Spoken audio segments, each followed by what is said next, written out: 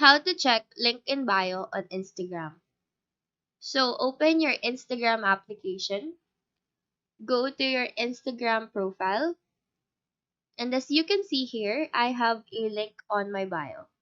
This one says youtube.com. And once I click on it, I will be directed to the YouTube website. So if ever you watch a TikTok, reel, or any other video and it says link on my bio, that is exactly what they mean.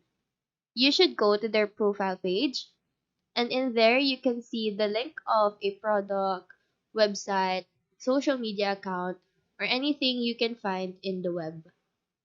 When something is said to be linked in bio, this is the only page where you can see it. Not in any post, any video, or status, only in the bio close to the user's name.